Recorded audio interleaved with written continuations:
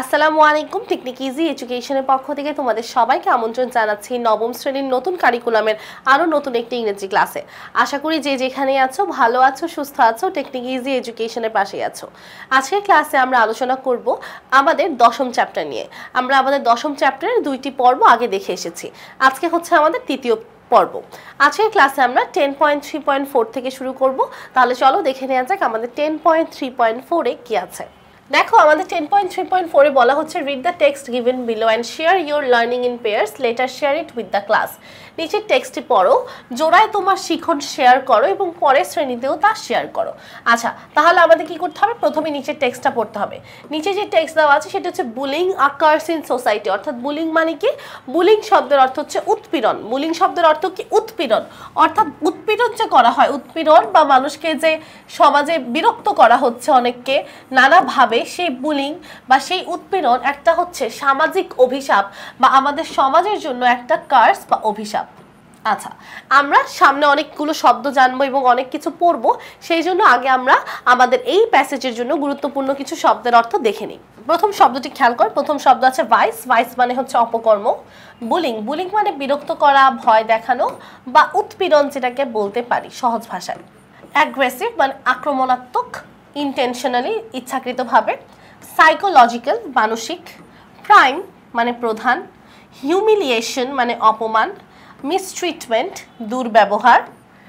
ইথনিসিটি জাতিসত্তা। Racial জাতিগত। তারপরে আরও কিছু শব্দ আছে আমাদের। ফ্রাস্ট্রেশন হতাশা। এনভি মানে হিংসা। ইনফেরিয়রিটি মানে হীনমন্যতা। ডিসফাংশনাল অকার্যকর। ক্রেভিং আকাঙ্ক্ষা। পারসিভ মানে কোনো কিছু অনুভব করা। ইন্টেন্ট, ইন্টেন্ট মানে ইচ্ছা পোষণ করা। কম্প্যাশন মানে সমবেদনা। ইমপ্যাথি মানে সহানুভূতি। সেলফ এস্টিম মানে হচ্ছে আত্মসম্মান। কম্পেনসেট মানে হচ্ছে ক্ষতিপূরণ করা। অ্যাকমপ্লিশমেন্ট মানে হচ্ছে কোনো কিছু অর্জন করা। অ্যাকমপ্লিশমেন্ট আমরা বলি না যে টু অ্যাচিভ সামথিং, মানে কোনো কিছু অর্জন করা। ট্রমাটাইজিং মানে মানসিকভাবে আঘাত করা। অ্যানজাইটি হচ্ছে উদ্বেগ। হ্যাম্পার মানে হচ্ছে বাধাগ্রস্ত করা। কোলাবোরেটিভ সহযোগিতামূলক। পার্টিসিপেটরি মানে অংশগ্রহণমূলক। তারপরে লাস্টে দুইটা শব্দ, টলারেন্স মানে সহ্য করা এবং মিটিগেটিং মানে কোনো কিছু প্রশমিত করা বা শান্ত করা। প্রশমিত করা বা শান্ত করা। আচ্ছা, আমরা আমাদের পরে যাব। এখন আমাদের প্যাসেজটা বুঝতে একটু ইজি হবে। Modern society has many vice. অর্থাৎ আমাদের যে এই মডার্ন সোসাইটি বা আমাদের যে এই আধুনিক সমাজ আছে, এই সমাজে অনেক ধরনের ভাইস বা অনেক ধরনের অসামাজিক কর্মকাণ্ড, অপকর্ম হয়ে থাকে। One such vice is bullying. এরকমই একটা অপকর্ম হচ্ছে বুলিং বা উৎপীড়ন। Bullying is a form of aggressive behavior in which a person or group intentionally and repeatedly hurts another person or a group, and it can be physical, verbal or psychological. আচ্ছা, বলা হচ্ছে bullying is a form of aggressive behavior। অর্থাৎ aggressive behavior মানে আক্রমণাত্মক আচরণের একটা ধরন হচ্ছে bullying বা উৎপীড়ন। এই ক্ষেত্রে bullying এর আসলে সংজ্ঞাটা কি, bullying এর ডেফিনেশন কি, bullying আসলে কি করা হয়? এই ক্ষেত্রে একটা পার্সন অর আ গ্রুপ, কোনো একজন ব্যক্তি বা একটা দল ইন্টেনশনালি ইচ্ছাকৃতভাবে রিপিটেডলি মানে বারবার একই কাজ করে, hurts another person or a group, অর্থাৎ অন্য একজন মানুষকে বা অন্য একজন দলকে কষ্ট দিয়ে থাকে। অর্থাৎ সহজ কথায় বুলিংয়ের মাধ্যমে একটা মানুষ বা একটা দল আরেকটি মানুষ বা আরেকটি দলকে ইচ্ছাকৃতভাবে বারবার হার্ট বা কষ্ট দেয়। তার পাশাপাশি ইট ক্যান বি ফিজিক্যাল।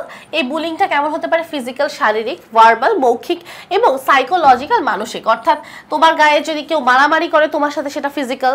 তোমাকে যদি কেউ ভার্বাল মানে মুখে গালি দেয় বা মুখ দিয়ে তোমাকে এমন কোনো কথা বলছে সেটা তুমি মানসিকভাবে হার্ট হচ্ছ, সেটা হচ্ছে ভার্বাল বুলিং। আর কেউ যদি তোমাকে সাইকোলজিক্যাল মানসিকভাবে টর্চার করে সেটা হচ্ছে সাইকোলজিক্যাল বুলিং। তাহলে এইভাবে আমরা বুলিংগুলোকে কি করতে পারি? বুলিংগুলোকে আমরা ক্লাসিফাই করতে পারি। আচ্ছা, তারপর বলা হচ্ছে the act of bullying can happen face to face or online. অর্থাৎ এই যে বুলিং বা উৎপীড়নের কার্যক্রমটা আছে, এটা তোমার মুখোমুখি তোমার সাথে কেউ করতে পারে অথবা তোমার সাথে এটা অনলাইনেও হতে পারে।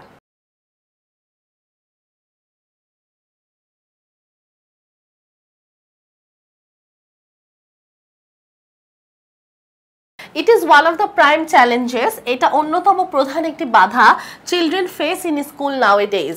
অর্থাৎ বাচ্চারা বিদ্যালয়ে যেই ধরনের সমস্যার সম্মুখীন হয় তার মধ্যে প্রধান একটা সমস্যা হচ্ছে বুলিং বা উৎপীড়ন। Bullying happens all over the world, অর্থাৎ সম্পূর্ণ পৃথিবীতে এই ধরনের উৎপীড়ন হয়ে থাকে। It can be in the form of children humiliation, mistreatment, physical attacks and in some extreme cases sexual violence of young female learners.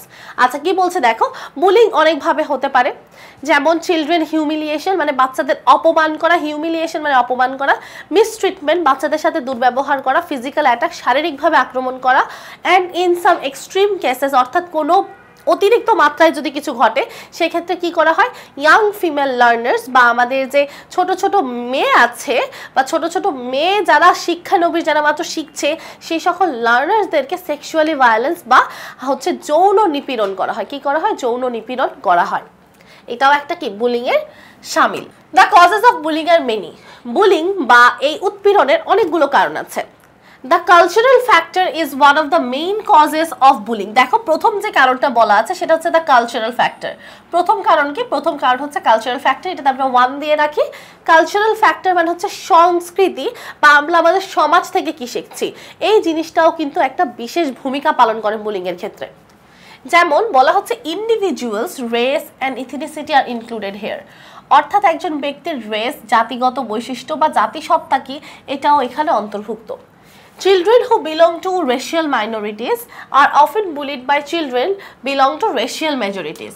অর্থাৎ খেয়াল করবে যাদের হচ্ছে আমাদের ক্ষেত্রে আমরা যদি একটা সহজ উদাহরণ টানি বা একটা সহজ উদাহরণ বলি, যে যেমন আমাদের বাংলাদেশে যদি আফ্রিকা থেকে কেউ চলে আসে, আমরা বাঙালিদের সংখ্যা বেশি, এখন আমরা বাঙালিরা যদি সেই আফ্রিকান বাচ্চাদেরকে বিরক্ত করি তাহলে সেটা হবে কি, সেটা হবে একটা বুলিং।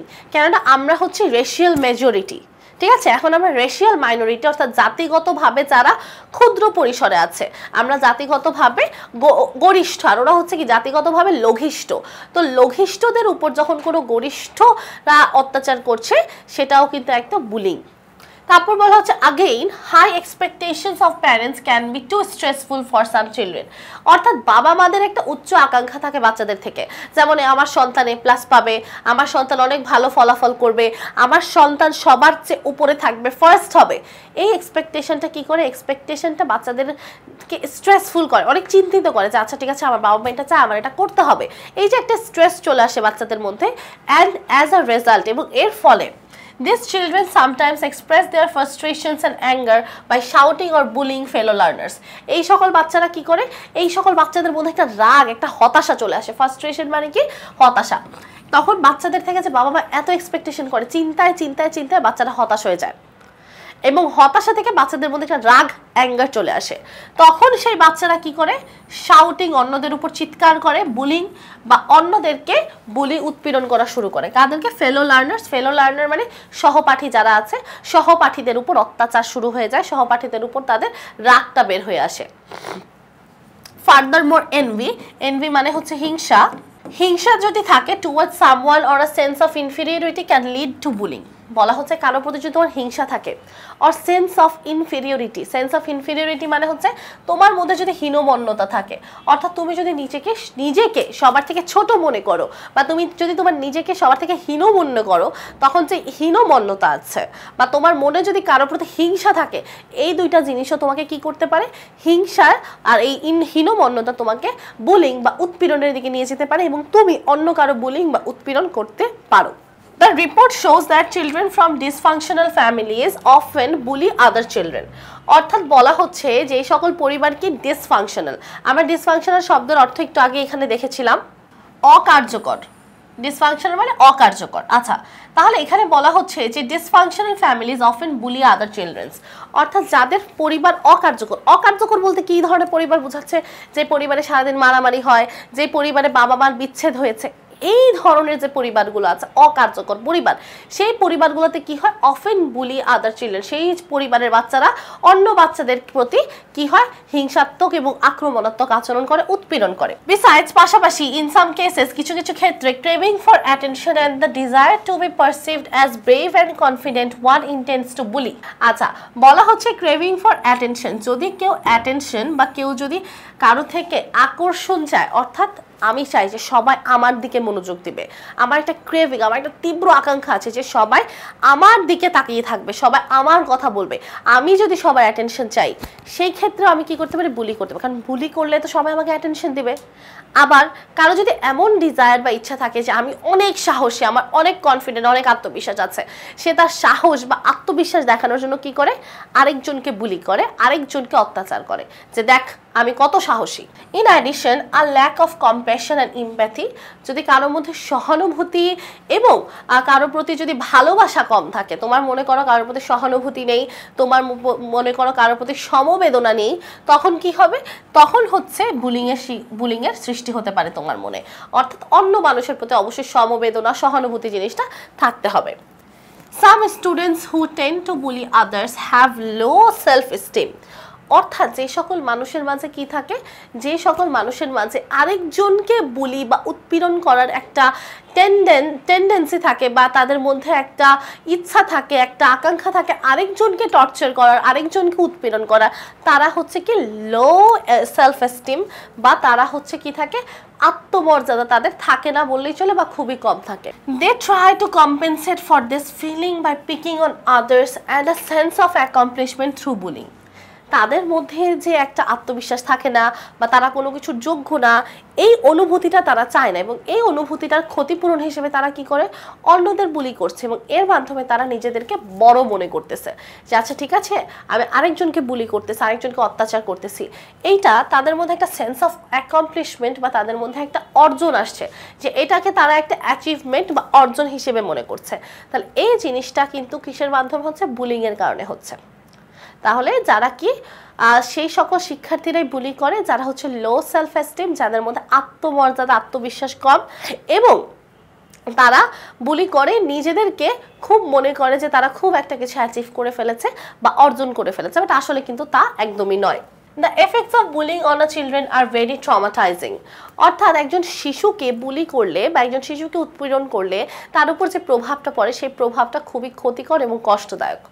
দেখো এখানে অনেকগুলো প্রভাবের কথা বলা আছে। ফার্স্ট অফ অল একটা প্রভাব বলা আছে, দেখো, for the victims of bullying, being bullied can increase anxiety, depression and loneliness and lead to eating disorders and substance abuse.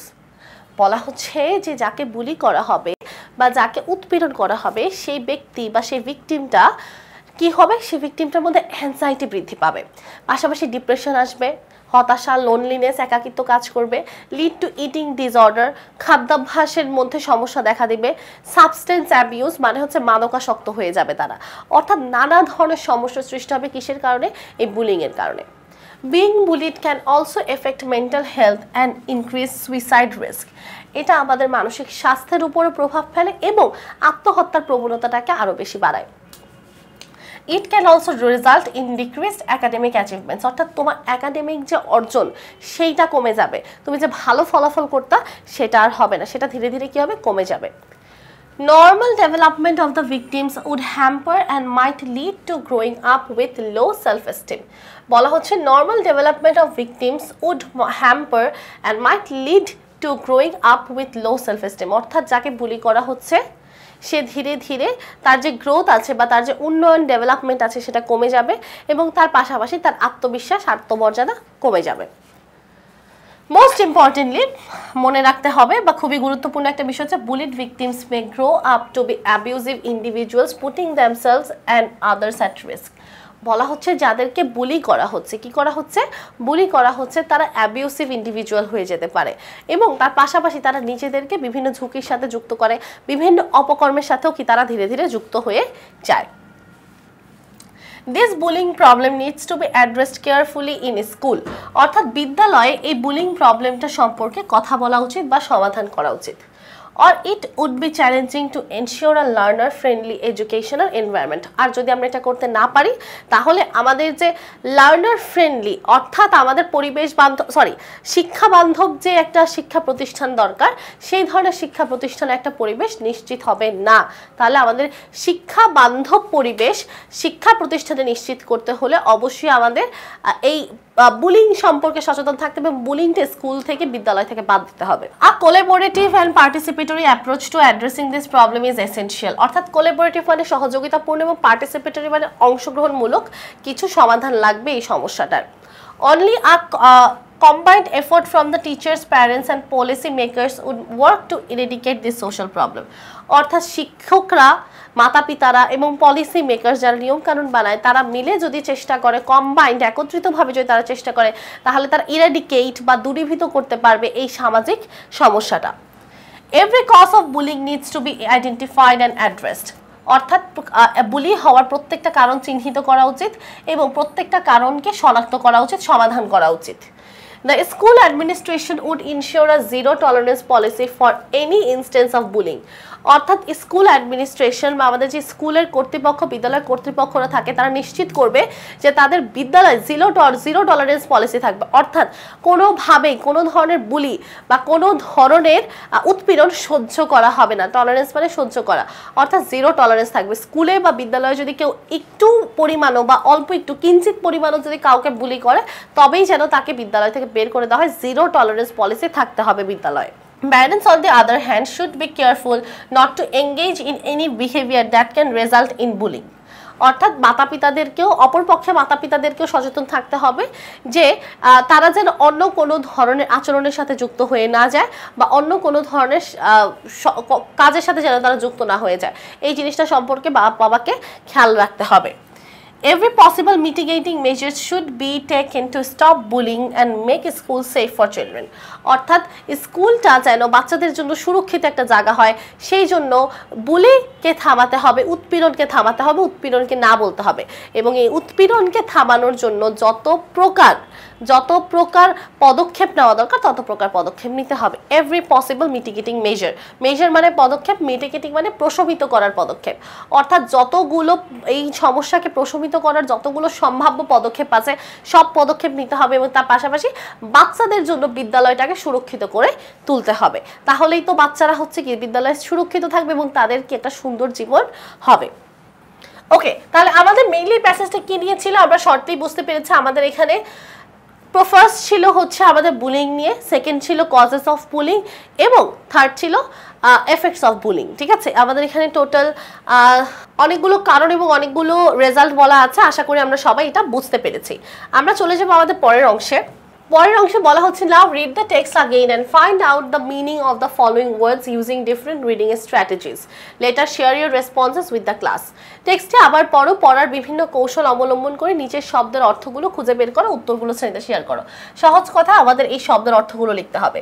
প্রথমে আমাদের এগুলোর বাংলা জানতে হবে। বুলিং মানে কি? উৎপীড়ন। অ্যাগ্রেসিভ মানে কি? আক্রমণাত্মক। হিউমিলিয়েশন মানে কি? অপমান। ফ্রাস্ট্রেশন মানে হতাশা। কম্পেনসেট মানে ক্ষতিপূরণ করা। ট্রমাটাইজিং মানে কি? ট্রমাটাইজিং মানে হচ্ছে মানসিকভাবে কাউকে ক্ষতিগ্রস্ত করা। মিটিগেটিং মানে হচ্ছে প্রশমিত করা। এখন আমাদেরকে এগুলোর মিনিং লিখতে বলেছে। এখন অবশ্যই মিনিংগুলো আমাদের এইভাবে বাংলায় লিখলে হবে না, আমাদের অবশ্যই মিনিংগুলো কি করতে হবে? ইংরেজিতে লিখতে হবে। তাহলে চলো আমরা এগুলোর উত্তর দেখে নেই। দেখো তাহলে এখানে বুলিং এর অর্থ কি? বুলিং এর অর্থ হচ্ছে bullying is an aggressive behaviour where someone harms or disturbs a person intentionally. অর্থাৎ যেখানে একজন ব্যক্তি ইচ্ছাকৃতভাবে কাউকে ক্ষতি করে বা ডিস্টার্ব, বিরক্ত করে, সেটাই হচ্ছে আমাদের বুলিং। সেকেন্ড আমাদের শব্দ ছিল aggressive. Aggressive is a behaviour, অর্থাৎ আক্রমণাত্মক। এই অ্যাগ্রেসিভ যেটা আছে এটা একটা আচরণ, দ্যাট ইজ ফোর্সফুল, যেটা জোরপূর্বক করা হয়, হস্টাইল অ্যান্ড ফিজিক্যাল আর ভার্বাল। অর্থাৎ এই আচরণটা কি হতে পারে? এই আচরণটা হচ্ছে কারোর উপর জোর করে করা হয়, খুবই বিধ্বস্তভাবে করা হতে পারে এবং তাকে কি করা হয়? ফিজিক্যালি, শারীরিকভাবে এবং মৌখিকভাবে উভয়ভাবে তাকে অত্যাচার করা যেতে পারে বা তাকে আক্রমণ করা যেতে পারে, সেটাই হচ্ছে কি অ্যাগ্রেসিভ। তারপর আসছে হিউমিলিয়েশন মানে অপমান। Humiliation means to embarrass or disrespect someone. অর্থাৎ তুমি কাউকে লজ্জিত করছো বা কাউকে ডিসরেসপেক্ট, অসম্মান করছো, সেটাই তো হচ্ছে অপমান। তারপর আসছে ফ্রাস্ট্রেশন। ফ্রাস্ট্রেশন মানে হতাশা। Frustration refers to the feeling of dissatisfaction, disappointment and depression. অর্থাৎ এটা এমন একটা অনুভূতি যেখানে তুমি ডিসস্যাটিসফাইড, তুমি অসন্তুষ্ট, তুমি ডিসঅ্যাপয়েন্টমেন্ট এবং তোমার মধ্যে ডিপ্রেশন কাজ করবে। এটাই হচ্ছে তোমার কি ফ্রাস্ট্রেশন। তারপর আসছে কম্পেনসেট। কম্পেনসেট মানে কি? Compensate means to make up for something, অর্থাৎ কোনো কিছুর ক্ষতিপূরণ বলেছে। মেকআপ মানে কি? কোনো কিছুর হচ্ছে যদি ক্ষতি হয়ে থাকে সেটাকে পুষিয়ে আনা, ঠিক আছে, সেটাই হচ্ছে কম্পেনসেট বা মেকআপ। তারপর আসছে ট্রমাটাইজিং। ট্রমাটাইজিং মানে হচ্ছে describe something that causes severe emotional distress, অর্থাৎ যেটা তোমাকে গভীরভাবে ডিস্ট্রেস, চিন্তিত করে দিবে, তোমাকে মানসিকভাবে ক্ষতিগ্রস্ত করবে। ট্রমাটাইজ মানেই হচ্ছে ক্ষতিগ্রস্ত করা, তোমাকে চিন্তিত করা, তোমাকে আরও বেশি কষ্ট দেওয়া মানসিকভাবে, এটাই হচ্ছে ট্রমাটাইজিং। আচ্ছা, মিটিগেটিং অর্থ কি? Mitigating means to lessen the seriousness or to make something less severe, intense or damaging, অর্থাৎ কোনো কিছুর গুরুত্ব বা গুরুতর ভাব কমানো, প্রশমিত করা বা কোনো কিছুকে শান্ত করা, অর্থাৎ সিভিয়ার, ইন্টেন্স অর ড্যামেজিং, অর্থাৎ যেটা খুবই ইন্টেন্স, গভীর বা খুবই ড্যামেজিং, খুবই ক্ষতিকর, এরকম কিছুকে কমানো, প্রশমিত করা বা কমিয়ে আনা, এটাই হচ্ছে আমাদের মিটিগেটিং করা বা শান্ত করা। তাহলে আশা করি আমরা এইভাবে সুন্দর করে অর্থগুলো লিখে রাখতে পারবো, নিজেদের বইয়ে খাতায় লিখে রেখে আমরা অবশ্যই আমাদের ক্লাসে যখন প্রয়োজন হবে তখন এগুলো ব্যবহার করব। আমরা আমাদের পরের অংশে যাব। দেখো 10.3.6 এ বলা হচ্ছে read the text again in activity 10.3.4 and discuss the following questions in pairs, letter share year responses with the class. অর্থাৎ আমরা একটু আগে যে গল্পটি পড়লাম বুলিং ইজ আ কার্স, সেটি আবার পড়বো, তারপরে আমরা উত্তরগুলো দিব, এখানে যে প্রশ্নগুলো আছে এগুলোর উত্তর দিব। আচ্ছা, আমরা অলরেডি যেহেতু মাত্রই পড়েছি, আমরা এখন আর গল্পটা আবার পড়ছি না, তোমরা চাইলে আবার পড়ে নিতে পারো। আমরা এখন জাস্ট অ্যান্সারগুলো দেখব। প্রথম প্রশ্নে বলা হচ্ছে where have you found the thesis statement in the essay, অর্থাৎ এই এসে বা এই রচনায় তুমি কোথায় থিসিস স্টেটমেন্ট খুঁজে পেয়েছো। অর্থাৎ আমরা রাইটিংয়ে দেখেছি আমাদের ইন্ট্রোডাকশন থাকে, থিসিস থাকে, বডি প্যারাগ্রাফ থাকে, কনক্লুশন থাকে। তো এই যে আমরা বুলিং প্যাসেজটা পড়লাম, এই প্যাসেজে কোথার মধ্যে বা কোথায় আমাদের থিসিস স্টেটমেন্ট ছিল। দেখো উত্তরগুলো আমি সুন্দর করে লিখেছি তোমাদের জন্য। I have found the thesis statement at the beginning of the essay, অর্থাৎ রচনার একদম প্রথম অংশে থিসিস দেওয়া আছে, দ্যাট ইজ, সেই থিসিসটা হচ্ছে বুলিং আকার্স ইন সোসাইটি, এটাই হচ্ছে আমাদের থিসিস স্টেটমেন্ট। প্যাসেজে যাও, গল্পে যাও, গল্পে গেলেই দেখতে পাবে, বইয়ে গেলেই দেখতে পাবে যে থিসিস স্টেটমেন্ট এটা দেওয়াই আছে বুলিং আকার্স ইন সোসাইটি, অর্থাৎ উৎপীড়ন আমাদের সমাজের একটা কি, সমাজের একটা অভিশাপ। সেকেন্ড প্রশ্নে যাই। What does the writer tell in the thesis statement? অর্থাৎ থিসিস স্টেটমেন্টের রাইটার বা লেখক কি বলেছে বা কি সম্পর্কে কথা বলেছে। রাইটারকে আমরা দেখলাম যে সে বুলিং, উৎপীড়ন সম্পর্কে কথা বলেছে এবং সে উৎপীড়নকে কি হিসেবে ঘোষণা করেছে, একটা কার্স বা একটা অভিশাপ সম্পর্কে ঘোষণা করেছে। একটু দেখি অ্যান্সারটা। The writer tells that bullying is a severe problem in society, এখানে লেখক উল্লেখ করেছে যে বুলিং বা উৎপীড়ন হচ্ছে আমাদের সমাজের একটা গুরুতর সমস্যা, এমফেসাইজিং ইট অ্যাজ আ কার্স, এবং আমাদের উপর এই যে এই বুলিং আছে এটাকে একটা কার্স বা অভিশাপ হিসেবে ব্যাখ্যা করা হয়েছে। Due to its detrimental impact and widespread occurrence, আচ্ছা, যাকে এর যে ক্ষতিকর প্রভাব, ডেট্রিমেন্টাল ইম্প্যাক্ট মানে ক্ষতিকর প্রভাব, অ্যান্ড ওয়াইডস্প্রেড অকারেন্স অর্থাৎ এর ব্যাপকতা, অর্থাৎ এটা দিন দিন বেড়েই যাচ্ছে, এই জন্য এটাকে কার্স বা অভিশাপ হিসেবে উল্লেখ করা হয়েছে। তাহলে সহজ কথায় আমাদের লেখক এখানে একটা সিভিয়ার প্রবলেম বা একটা গুরুতর সমস্যা হিসেবে বুলিং বা উৎপীড়নকে চিহ্নিত করেছে, এবং এই বুলিংটা কেন হচ্ছে, বুলিংকে সে কেন অভিশাপ বলেছে, কেননা এটা একটা ক্ষতিকর প্রভাব ফেলছে আমাদের সমাজে এবং তার পাশাপাশি এটার ব্যাপকতা দিন দিন বৃদ্ধি পাচ্ছে, এই জন্য লেখক এটাকে অভিশাপ বলেছে। পরের প্রশ্নে যাই। How many body paragraphs are there in the essay, এই এসেতে টোটাল কয়টা বডি প্যারাগ্রাফ ছিল, কয়টা বডি প্যারাগ্রাফ ছিল দেখো। There are 3 body paragraphs in the essay. এই এসেতে বা এই যে আমরা গল্পটি পড়েছি বা এই যে রচনার মতো প্রবন্ধটি পড়েছি, এখানে টোটাল 3টা বডি প্যারাগ্রাফ ছিল। একটু আমরা দেখি প্যাসেজটাতে বডি প্যারাগ্রাফ কিভাবে 3টা ছিল। দেখো আমাদের যে প্রথম অংশ, আমাদের এখানে টোটাল প্যারা কয়টা, 1টা 2টা 3টা 4টা 5টা, লাস্টেরটা হচ্ছে আমাদের কনক্লুশন এবং ফার্স্টেরটা হচ্ছে আমাদের ইন্ট্রোডাকশন, এবং মাঝখানে যে 3টা আছে 1টা 2টা 3টা, এই 3টাই হচ্ছে আমাদের বডি প্যারাগ্রাফ, ঠিক আছে। তাহলে বডি প্যারাগ্রাফ কয়টা, 3টা।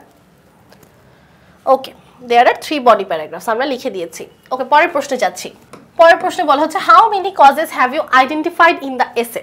দেখো আমরা একটু আগে আমাদের এই প্রবন্ধতে অনেকগুলো কারণ দেখেছি বুলিং এর। দেখো the causes of bullying are many, এখানেই বলা আছে অনেকগুলো কারণ আছে, 1 নম্বর কারণ, 2 নম্বর কারণ, অনেকগুলো কারণ আমরা এখানে পেয়েছি।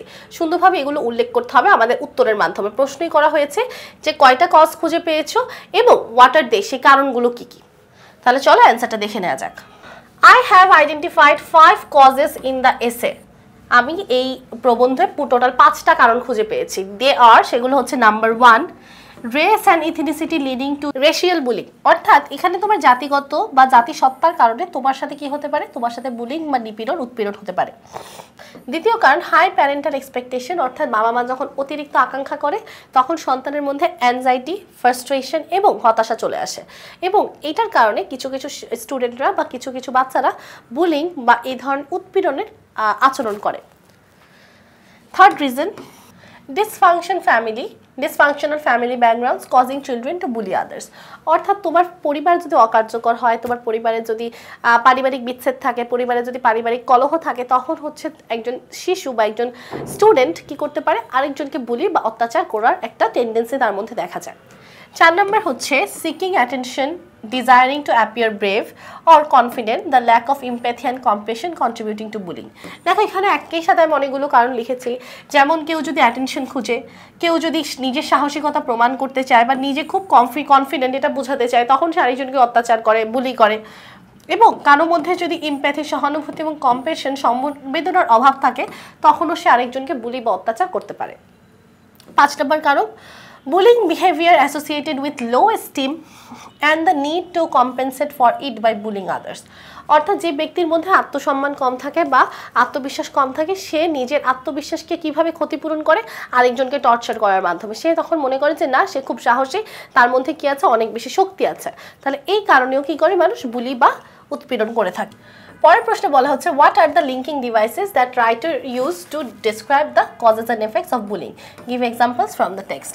আচ্ছা দেখো এখানে একটা জিনিস বলা আছে যে এখানে রাইটার কি কি ধরনের লিঙ্কিং ডিভাইস ব্যবহার করেছে এবং কি কি ব্যবহার করে সে কজ এবং এফেক্ট, কারণ এবং প্রভাবগুলো ব্যাখ্যা করেছে। দেখো লিঙ্কিং ডিভাইস কি, লিঙ্কিং ডিভাইস মেইনলি কনজাংশনস হয়, কনজাংশনগুলোকে আমরা লিঙ্কিং ডিভাইস বলি। তাছাড়া অনেক ধরনের লিঙ্কিং ডিভাইস থাকে যেটা একটা শব্দের সাথে একটা শব্দকে, একটা বাক্যর সাথে একটা বাক্যকে বা একটা ফ্রেজের সাথে একটা ফ্রেজকে যুক্ত করে, সেগুলো হচ্ছে লিঙ্কিং ডিভাইস। দেখো আমাদের অ্যান্সারটা একটু, the linking devices that the writer used to describe the cause and effect of bullying are, দেখো সেগুলো কি, that, besides, again, furthermore, in addition, first of all, most importantly, on the other hand, সে এইগুলো এত ধরনের বা এই কয়েকটি linking device, linking ওয়ার্ডস ব্যবহার করা হয়েছে। আমরা একটু আমাদের পড়ায় বা আমাদের প্রবন্ধে ফিরে যাব, তখন আমরা জিনিসটা একটু ক্লিয়ার হবে। দেখো আমাদের এখানে অনেকগুলো লিঙ্কিং ডিভাইস আছে, আমি একটু দেখাচ্ছি ভালো মতো। নাম্বার 1 দেখো ফার্দারমোর, এখানে একটা আছে। আচ্ছা তারপরে আমাদের এখানে আরো আছে ইন অ্যাডিশন, এই যে এখানে আরেকটা আছে। তারপরে আমাদের এখানে আছে ফার্স্ট অফ অল, এই যে এগুলো আছে, এগুলোই হচ্ছে আমাদের লিঙ্কিং ডিভাইস, যেটা কি কোনো বাক্যের শুরুতে বা বাক্যের মাঝখানে বসে দুটো শব্দকে বা দুটি বাক্যকে একত্রিত করে। তাহলে আমরা এইভাবে উদাহরণও দিয়ে দিতে পারি যে first of all the victims of bullying, যেমন এখানে আমরা এক্সাম্পল দিতে পারি, example first of all, comma the victims of bullying, তারপর ডট ডট ডট, বাকি তো আরো আছে লাইন। আমাদের এখানে এই অংশটা হচ্ছে আমাদের কি, এই অংশটাই হচ্ছে আমাদের লিঙ্কিং ডিভাইস, জাস্ট চিহ্নিত করে দিলাম। ওকে, তাহলে এইভাবে আমরা একটা এক্সাম্পল লিখে আমরা সুন্দরভাবে অ্যান্সারটা উপস্থাপন করতে পারবো। আশা করি আমরা সবাই প্রশ্নের উত্তরগুলো ভালো মতো বুঝতে পেরেছি। আচ্ছা 10.3.7 এ দেখো বলা হচ্ছে read the text in activity 10.3.4, identify the causes and effects and example sentence in the text.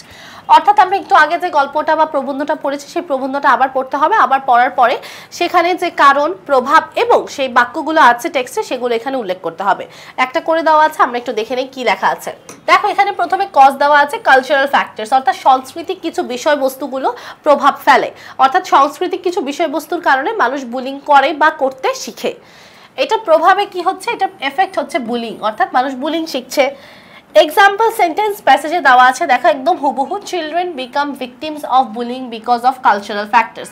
অর্থাৎ সংস্কৃতিগত কিছু বিষয়বস্তুর কারণে বাচ্চারা কিসের শিকার হয়? বাচ্চারা হচ্ছে বুলিং বা উৎপীড়নের শিকার হয়। ঠিক একইভাবে আমাদেরকে এখানে আরও 5টা কজ লিখতে হবে, ওই কজের এফেক্ট লিখতে হবে এবং তার যে এক্সাম্পল সেন্টেন্স আমরা প্যাসেজে বা টেক্সটে হুবহু পেয়েছি প্রবন্ধগুলোতে সেটা তুলে ধরতে হবে। তাহলে চলো এটার অ্যান্সারটা আমরা করে ফেলি সুন্দর মতো। প্রথমে দেখো, এনভি একটা কারণ ছিল হিংসা অ্যান্ড সেন্স অফ ইনফেরিয়রিটি। অর্থাৎ তুমি যে নিজেকে অন্যদের থেকে ছোট মনে করো বা নিজেদেরকে যে অন্যদের থেকে কম মনে করো, এই যে একটা অনুভূতি এবং একটা যে আরেকজনের প্রতি হিংসা, এই একটা হচ্ছে কজ। আর এটার এফেক্ট কি? এটার এফেক্ট হচ্ছে সোশ্যাল বুলিং বা সামাজিক উৎপীড়ন। বাক্যটা আমাদের প্যাসেজে এরকম ছিল, furthermore envy towards someone or sense of inferiority can lead to bullying. Just exact এটাই লেখা ছিল যে কারোর প্রতি হিংসা বা নিজেকে যদি কারো থেকে ছোট মনে করো তাহলে হচ্ছে কি করবে? তুমি আরেকজনকে বুলি করবে। ঠিক আছে, আরেকজনকে বুলি করবে। 3 নাম্বারটা, হাই প্যারেন্টাল এক্সপেকটেশনস, অর্থাৎ বাবা মার উচ্চ আকাঙ্ক্ষা। বাবা মার যে উচ্চ আকাঙ্ক্ষা আছে সেটার জন্য কি হতে পারে? Anxiety induced bullying. ইনডিউসড মানে কি? অ্যানজাইটি বা স্ট্রেস দ্বারা প্রভাবিত, দুশ্চিন্তা দ্বারা প্রভাবিত যে বুলিং আছে বা উৎপীড়ন আছে সেটাকে নির্দেশ করছে। যেমন, high expectations of parents can be too stressful for some children. অর্থাৎ বাবা মারা কি করে? বাচ্চাদের থেকে অনেক বেশি উচ্চ আকাঙ্ক্ষা করে, যেটা কিছু কিছু বাচ্চাদের জন্য অনেক বেশি স্ট্রেসফুল বা চিন্তার কারণ হয়ে দাঁড়ায়। And as a result, এবং এর কারণে these children sometimes express their frustration and anger by shouting or bullying fellow learners. এবং তাদের রাগ ক্ষোভটা তারা তো নিশ্চয়ই বাবা মার সাথে দেখাতে পারে না, তখন তারা কি করে? অন্য যে তাদের সহপাঠী আছে তাদের সাথে এই রাগটা, এই হতাশাটা তারা প্রকাশ করে এবং বুলি করে তাদেরকে। আরেকটা যে কজ আছে সেটা হচ্ছে ডিসফাংশনাল ফ্যামিলিস, অকার্যকর পরিবার। অকার্যকর পরিবারের কারণে কি হয়? Verbal, physical and relational bullying. অর্থাৎ ভার্বালভাবে, মৌখিকভাবে, ফিজিক্যাল শারীরিকভাবে এবং সম্পর্কর দিক থেকেও কি করা শুরু হয়? বুলিং করা শুরু হয় বা উৎপীড়ন করা শুরু হয়। প্যারাগ্রাফে আমাদের একটা লাইন দেওয়া আছে, the report shows that children from dysfunctional families often bully other children. অর্থাৎ যে সকল বাচ্চারা অকার্যকর পরিবার থেকে এসেছে তারা অন্যদের বুলি করার একটা প্রবণতা তাদের মধ্যে দেখা যায়। Lack of empathy and compassion, অর্থাৎ কারো মধ্যে যদি সহানুভূতি এবং সমবেদনার অভাব থাকে তখন সে কি করে? তখন সে বুলিং করে। এটার এফেক্ট হচ্ছে কি? বুলিং। প্যাসেজে এরকম লেখা আছে, in addition a lack of compassion and empathy towards others can result in bullying. অর্থাৎ যদি কারো মধ্যে ভালোবাসার কমতি থাকে, সহানুভূতি, সমবেদনার কমতি থাকে, তখন সে আরেকজনকে বুলি করতে পারে। And last one, low self esteem, অর্থাৎ হীনমন্যতায় ভোগা। কিসে ভোগা? হীনমন্যতায় ভোগা। তুমি যখন হীনমন্যতায় থাকবে তখন তুমি কি করবে? ভার্বাল অ্যান্ড রিলেশনাল বুলিং করবে। এক্সাক্ট ওয়ার্ড সেন্টেন্সে বলা আছে, some students who tend two bully others have low esteem, low self esteem. অর্থাৎ কিছু শিক্ষার্থী যারা বুলি করার প্রবণতা থাকে যাদের মধ্যে, তারা হচ্ছে কি থাকে? লো সেলফ এস্টিম, অর্থাৎ হীনমন্যতা থাকে তাদের মধ্যে। ওকে, তাহলে এই হচ্ছে আমাদের কজেস, এই হচ্ছে আমাদের এফেক্ট এবং এই হচ্ছে আমাদের এক্সাম্পলস। ওকে, তাহলে আশা করি আমরা বুঝতে পেরেছি এবং এইগুলো সুন্দরভাবে আমরা যদি পরীক্ষা আসে বা ছক করতে বলে তাহলে আমরা ইনশাআল্লাহ পারবো, প্যাসেজ দেখে দেখেই পারবো। আমরা লাস্টে চলে যাব 10.4.1-এ, আমাদের এই অধ্যায়ের last lesson. Now in groups of 3 or 5, 3 থেকে 5 জনের একটা দল গঠন করো। Identify 5 problems from your science or social science বুক। অর্থাৎ তোমার যে বিজ্ঞান বা সামাজিক বিজ্ঞান বই আছে সেই বইগুলো থেকে 5টা সমস্যা চিহ্নিত করো। দেন তারপরে find out 3 to 5 causes of each problems and effects of those problems. তারপরে প্রত্যেকটা যে সমস্যা খুঁজে পেয়েছো প্রত্যেকটা সমস্যার 3 থেকে 5টা কারণ খুঁজবা এবং 3 থেকে 5টা প্রভাব খুঁজবা। তারপরে choose one problem from the 5 and write a cause and effect essay following the structure given in activity 10.3.1। তুমি যে 5টা প্রভাব খুঁজে বের করেছো বা 5টা সমস্যা খুঁজে বের করেছো, সেই 5টা সমস্যা থেকে যে কোনো একটা সমস্যা বাছাই করবা, বাছাই করে একটা এসে বা প্রবন্ধ লিখবা, কজ অ্যান্ড এফেক্ট প্রবন্ধ। তারপর বলা হচ্ছে রেসে on a piece of paper, poster paper and present your essay in front of the class, encourage other groups to share their feedback. তারপর হচ্ছে কি করবা? উক্ত রচনাটি একটি কাগজে লিখবে বা একটি পোস্টার পেপারে লিখবে, তারপর শ্রেণীতে উপস্থাপন করবে এবং অন্য দলগুলোকে তাদের মতামত দেওয়ার জন্য উৎসাহিত করতে হবে। এরপরে দেখো বলা হচ্ছে you can use the following grids to list the problem, causes, effects and selected problems, or you can present it in your own way. Submit a copy of this grid to your teacher. বলা হচ্ছে নির্ধারিত সমস্যাগুলোর কারণ এবং ফলাফল লেখার জন্য নিচের সারণীটি ব্যবহার করতে পারো অথবা নিজের মতো করে তা উপস্থাপন করতে পারো। এই সারণীটির একটি কপি তোমার শিক্ষকের কাছে জমা দাও। আচ্ছা একটু বুঝাই জিনিসটা। বিজ্ঞান বই বা সমাজ বিজ্ঞান বই থেকে আমরা কিছু সমস্যা বের করব, 5টা সমস্যা। সেই সমস্যাগুলো কেন হচ্ছে সেটা এখানে লিখতে হবে। প্রত্যেকটা সমস্যার 3টা থেকে 5টা কারণ লিখতে হবে। প্রত্যেকটা সমস্যার 3টা থেকে 5টা কারণ লিখতে হবে কেন হচ্ছে, এবং প্রত্যেকটা সমস্যার 3টা থেকে 5টা প্রভাব লিখতে হবে, যে সমস্যাগুলো কিভাবে প্রভাবিত করছে। ঠিক আছে, এইভাবে আমরা পুরো ছকটা তৈরি করব, এবং এই ছক তৈরি করার পরে এখানে যে কোনো 5টা প্রবলেমের মধ্যে থেকে যে কোনো একটা প্রবলেম নিতে হবে। মনে করো আমি 3 নম্বর প্রবলেমটা নিলাম, এই প্রবলেমটা নিয়ে আমাদের এখন একটা প্যারাগ্রাফের মতো বা এসে লিখতে হবে। ঠিক আছে, এসে লিখে সেই প্রবন্ধটা কেমন হতে হবে, কজ অ্যান্ড এফেক্ট প্রবন্ধ বা কজ অ্যান্ড এফেক্ট এসে লেখার পরে সেটা শ্রেণীকক্ষে উপস্থাপন করতে হবে। তাহলে চলো আগে এই ছকটা পূরণ করি। দেখো প্রথমে একটা সমস্যা লিখেছি পভার্টি। পভার্টি কেন হচ্ছে, causes. Limited access to education, অর্থাৎ শিক্ষার অভাব, সবাই শিক্ষা পাচ্ছে না, এই জন্য তারা দারিদ্রতায় ভুগছে। সেকেন্ড, ল্যাক অফ জব, অর্থাৎ যদি তোমার চাকরির অভাব থাকে অবশ্যই তুমি দারিদ্রতায় ভুগবে। এন্ড 3 নম্বর হচ্ছে ন্যাচারাল ক্যালামিটিস বা প্রাকৃতিক বিপর্যয়, প্রাকৃতিক যে দুর্যোগগুলো আছে এগুলোর কারণে বড়লোক মানুষরাও কিন্তু ধীরে ধীরে গরিব হয়ে যায়, নানা ধরনের সমস্যা হয়। তোমার যে সয় সম্পত্তি আছে বা তোমার যত ধরনের সম্পদ থাকবে সবকিছু কি বিভিন্ন দুর্যোগের কারণে ধ্বংস হয়ে যেতে পারে। তো সেখানে একটা পভার্টি বা দারিদ্রতা আসার সম্ভাবনা থাকে।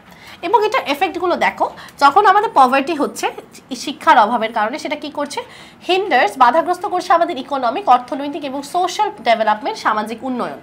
তারপর ল্যাক অফ জব, অর্থাৎ যখন চাকরির অভাব থাকবে, lack of job effects our economical growth, চাকরির অভাব আমাদের যে অর্থনৈতিক উন্নয়ন বা বৃদ্ধি আছে সেটাকে প্রভাবিত করবে।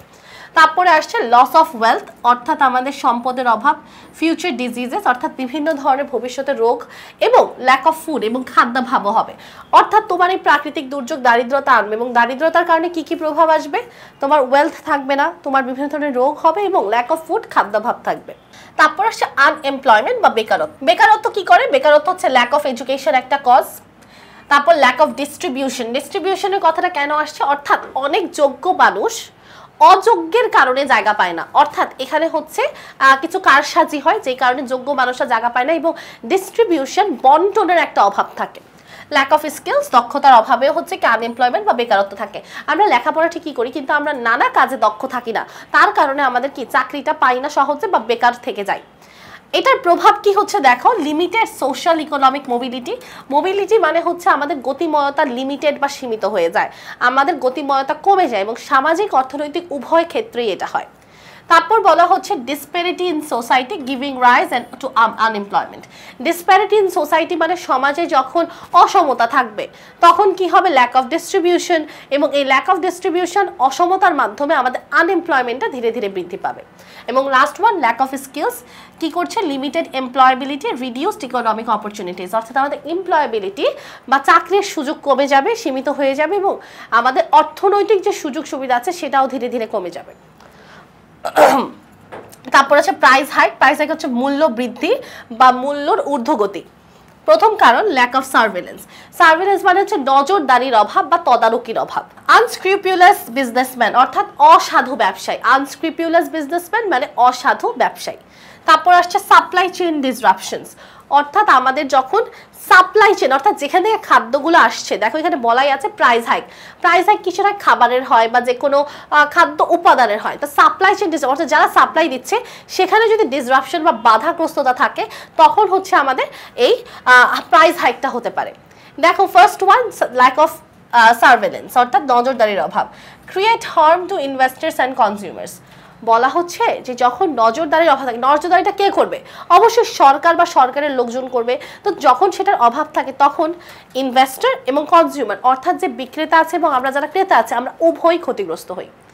তারপর আনস্ক্রুপুলাস বিজনেসম্যানরা কি করছে, some unscrupulous businessman intentionally increases the price, তাদের কারণে ইচ্ছাকৃতভাবে তারা মূল্যের ঊর্ধ্বগতি করছে।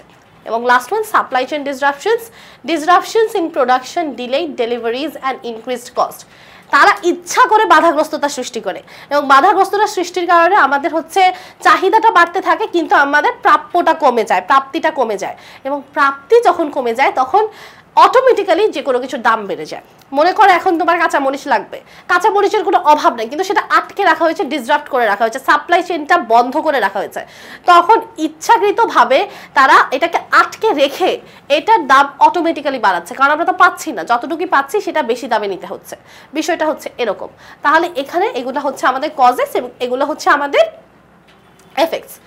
আমরা এরকম ভাবে আরো 2টা প্রবলেম খুঁজে বের করবো। আমি তোমাদের 3টা প্রবলেম লিখে দিয়েছি, আরো 2টা প্রবলেম আমরা নিজেরা বাসায় খুঁজে বের করব, কজ বা কারণ লিখবো এবং তার পাশাপাশি এফেক্ট বা ফলাফলগুলো লিখবো। লেখার পরে টোটাল আমাদের 5টা প্রবলেম হবে। 5টা প্রবলেম থেকে যে কোনো প্রবলেম বাছাই করতে পারো, পভার্টি, আনএমপ্লয়মেন্ট, প্রাইস হাইক, অথবা যে 2টা তুমি লিখবে সেখান থেকে যে কোনো একটা বাছাই করে সুন্দর মতো একটা কজ এন্ড এফেক্ট এসে লিখতে হবে।